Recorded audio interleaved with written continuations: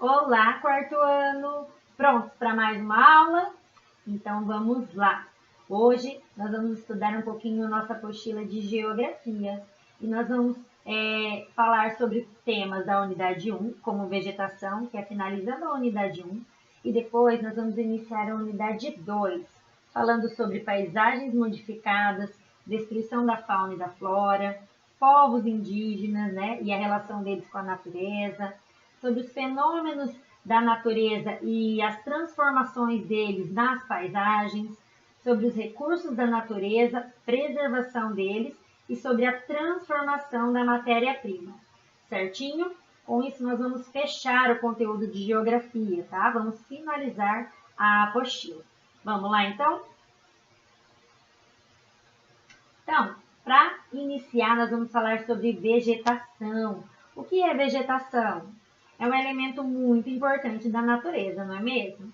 E as características da vegetação de um determinado lugar dependem de vários fatores, como o tipo do solo que tem lá, a forma de relevo, o clima, né? Então, tudo isso contribui para a vegetação ser da maneira como ela é, né? Ações da natureza contribuem para essa vegetação, como chuva, a temperatura do ambiente, certinho? Então, a gente vai conhecer os tipos de vegetação. Então, eu trouxe para vocês a vegetação na floresta amazônica, né? Uma vegetação muito rica, né? Lá, o clima predominante, né, é quente. Então, é um lugar que tem altas temperaturas e que chove durante o ano todo, tá? Tem árvores muito próximas umas das outras, né? Porque tem uma mata fechada, né? Lá e uma grande quantidade de rios. Olha lá a imagem que eu trouxe para vocês da vegetação na floresta amazônica. Um outro tipo de vegetação se chama caatinga, né? Ela é um tipo de vegetação presente mais nos estados do Nordeste do Brasil. Por quê? Lá tem chuvas em menor quantidade. E o que acontece com as plantas lá? Elas têm as folhas menores, né? Miudinhas, e para resistirem aos longos períodos de seca e calor, tá? Elas possuem também espinhos, né? E na época das chuvas, elas perdem esse aspecto acinzentado e voltam a ficar verdinhas, tá? Então, olha ali o aspecto numa região que não tem tanta água, como que fica e o tipo de planta predominante nessa vegetação. Mais um tipo de vegetação se chama mangue. É uma vegetação que se estende por grande parte do litoral brasileiro, tá? Então, ela se forma em terrenos alagadiços. O que é isso? Com bastante água, né? Onde se encontram o rio e o mar. Então, a característica dela é estar presente nesse tipo de região, tá? Além disso, nos solos arenosos das praias, existe a restinga, que é uma formação vegetal composta por plantas rasteiras e árvores mais baixas. Então, olha ali, quando eu falo mangue, é esse tipo de vegetação que você vai encontrar. Agora a gente vai falar um pouquinho sobre paisagens modificadas, tá? Então, a gente já sabe que as paisagens são transformadas, né? Elas podem ser transformadas pela ação do homem ou da própria natureza. Então, os seres humanos transformam as paisagens, retirando delas recursos para suprir as suas necessidades. Como assim, Pro? Ele retira, né, da natureza, por exemplo, uma madeira para construir móveis, né? Então, ele vai retirando da natureza tudo aquilo que ele precisa, a água para beber, né? E dessa forma, eles constroem coisas também na natureza. Por exemplo, uma ponte para passar sobre rio, né? Eles transformam vegetação fechada em plantação, constroem hidrelétricas, né? Nos rios, constroem edifícios para moradias, né? Isso tudo vai modificando a paisagem. Como vocês podem observar ali, os exemplos de construções no homem, né? E que modificaram as paisagens, certinho? Então, as paisagens elas são modificadas, como eu disse. Isso leva tempo, né? Como vimos, então, ao longo do tempo, os seres humanos foram alterando as paisagens. E essas mudanças ocorrem quando são desenvolvidas atividades econômicas, como as indústrias, como a agricultura, a pecuária e o extrativismo, né? Que é retirar esses recursos da natureza para vender, tá? Olha lá, então, uma vegetação que foi retirada das árvores mesmo. Olha como que ela foi ficando. Provavelmente, né, foram retirando essas árvores para utilizar como madeira, né? Agora a gente vai falar um pouquinho sobre a destruição da fauna e da flora. Antes de dar início, vou te lembrar o que é fauna e o que é flora. A fauna é a vida animal de uma determinada região. Então, é o conjunto de animais que vivem naquele lugar. E a flora é o conjunto de plantas de uma determinada região. Certinho? Então, as alterações nas paisagens podem causar grandes danos para a fauna e para a flora. Por quê, Pro? Porque conforme eles vão desmatando determinada região, vai diminuindo a quantidade de plantas que tem lá, vai diminuindo a quantidade de animais. Por quê? Porque eles se alimentam dessas plantas, é o local onde eles vivem, onde eles se abrigam, e vai, consequentemente, diminuindo a quantidade de fauna e flora, né? Porque essas áreas devastadas, elas contribuem para o desaparecimento dessas espécies. Por isso que muitos animais entram em extinção, certo? Para amenizar essa situação, o que o governo faz? Ele constrói unidades de conservação. O que é isso? São locais que é proibido o ser humano tocar. Né? Naquele local ali, ele não pode retirar a árvore, ele não pode poluir o rio não pode de jeito nenhum, né? Mas ele não pode agir, ter alguma ação sobre aquele local, porque ele é preservado pelo governo para manter esses tipos de plantas e esses animais, tá? Por quê? Porque é o local onde eles vivem, certinho? Agora a gente vai falar um pouquinho sobre os povos indígenas e sobre a natureza, a relação que eles têm com a natureza. Então, o povo indígena, eles são um tipo de povo muito consciente, vamos dizer assim, né? Por quê? Porque eles vivem na floresta. Mas eu já vi índio aqui em Maringá. Tem índio aqui em Maringá também, mas tem muitas tribos que vivem ainda nas florestas. E por que eu digo que ele é um povo consciente? Porque eles exploram a natureza, eles utilizam os recursos da natureza com sabedoria. Eles usam apenas aquilo que é essencial para a vida deles. Eles não ficam tirando nem a mais e nem a menos. Eles usam aquilo que eles vão consumir e pronto.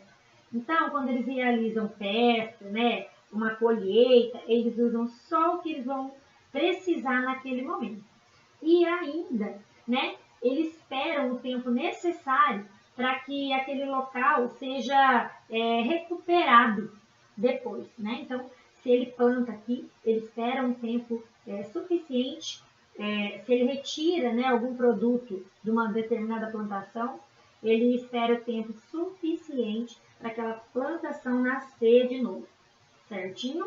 Essa é a relação deles. Agora a gente vai falar um pouquinho sobre os fenômenos da natureza, tá? Eles também transformam as paisagens. De que maneira, Pro? Eles modificam por meio dos elementos da natureza, como chuva, vento, terremoto, né? Tudo isso modifica uma determinada paisagem.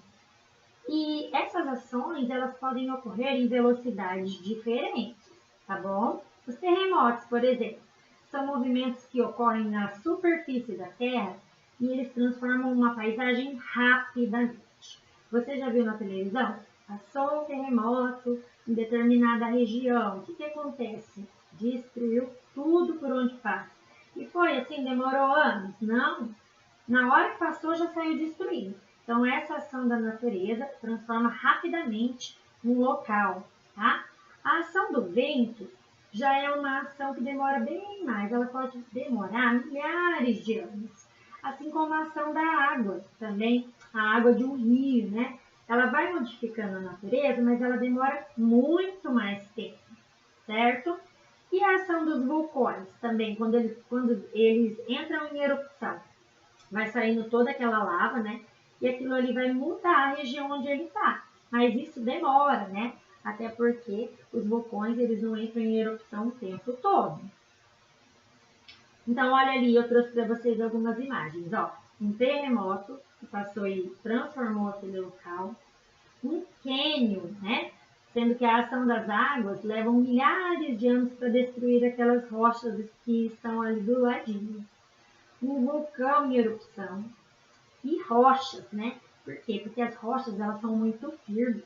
Elas vão bater no vento ali, né? Ela vai bater no vento, mas demora muito para cair um pedacinho da rocha. Mas se você analisar fotos, por exemplo, você consegue perceber, né? Ao longo de anos, aquela paisagem foi sendo transformada. Agora a gente vai falar sobre os recursos da natureza. Então, o que é recurso da natureza? Todos os elementos que são presentes que a gente utiliza. Água, o solo, a madeira, tudo isso é recurso da natureza. Então, olha ali uma agricultura, a gente usou o quê? O solo, né? Lembra que a gente estudou os tipos de solo, né? Então, a gente utilizou um solo fértil e o quê? Plantou nele. Para a gente o quê? Ter alimento. E água. A água é um bem muito precioso. Você já bebeu água hoje? Agora eu vou ler com vocês o texto que está na página 33. Se chama pescaria. A pescaria, cesto no chão, rede ao mar, no coração. A esperança de pescar. Olha, joga rede, assobia, e essa melodia convida os peixes a se aproximar. Calmaria. Olha, olhar atento, alegria. Chegou o sustento, rede cheia, cesto na mão, com uma canção. Agradece ao mar, volta para casa e não para de trabalhar. Agora pesca palavras para sua história contar. Gostaram do poema? Ele é do Armando Arnaldo de Oliveira, tá? Então, qual recurso natural que está sendo utilizado nesse poema? Que recurso é esse? É o peixe. Isso mesmo, é um recurso natural, tá? Agora a gente vai falar um pouquinho, como a gente viu que a natureza tem recursos para a nossa sobrevivência, nós vamos falar sobre a preservação desses recursos. Porque a gente não pode só retirar coisas da natureza, nós temos que preservá-la, né? Então, como a natureza nos oferece quase todos os elementos que necessitamos para a sobrevivência, devemos desenvolver atitudes voltadas para preservação, certo? Devemos fazer a nossa parte como cidadãos conscientes. Como, Pro? Não desperdiçando água, né? Reciclando os materiais, né? Tudo isso contribui para a preservação da natureza. E além disso, cabe aos governos, às autoridades, pensar em tecnologias que não causem tanta poluição no ambiente, né? Para ser utilizadas em indústrias, nos carros, para eles não trazerem tanta poluição para a natureza, certo? Mas você pode fazer a sua parte fazendo isso que eu disse.